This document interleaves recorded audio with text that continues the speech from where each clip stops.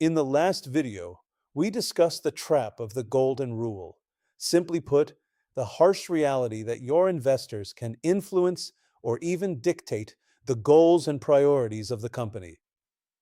Now I want to tell you about how two genius brothers taught me how a company can avoid that trap, but may face different consequences as a result.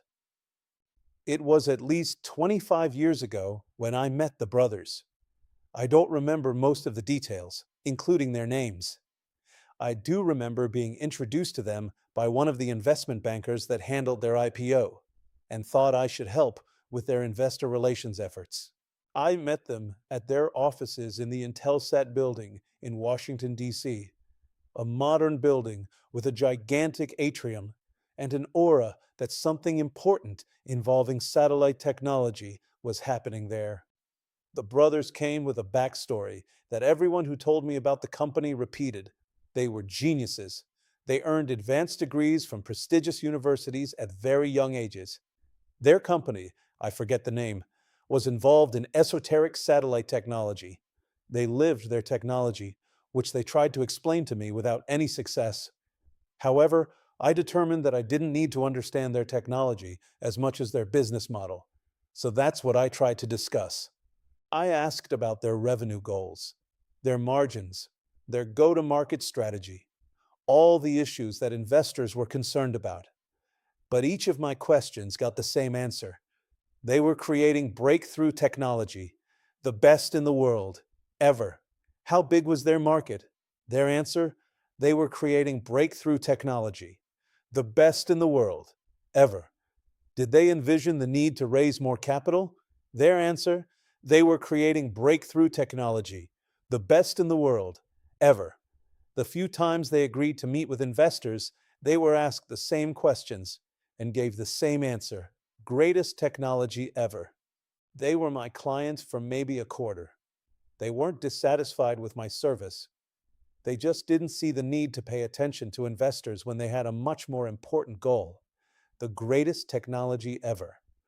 As far as they were concerned, any investor who understood and appreciated what they were doing were welcome to invest in them. But investors worried about growth rates or margins? The brothers wouldn't waste time with them. I didn't agree with such a philosophy at the time. I still don't. I think it is a counterproductive extreme view, but not as counterproductive as falling into the golden rule trap, and not as counterproductive as hearing an investor say, "We invested in you because you said the company would grow at this rate and you're falling short. It's time to bring in a new CEO."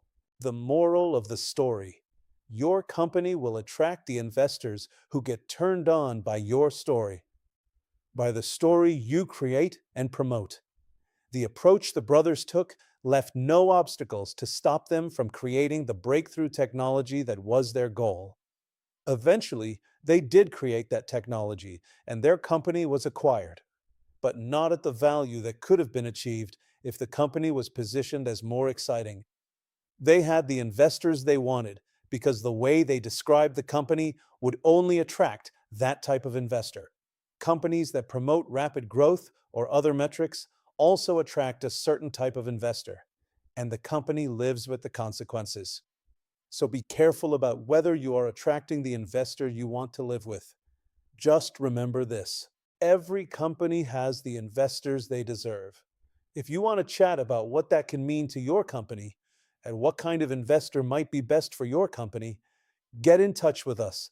We're always happy to answer your questions.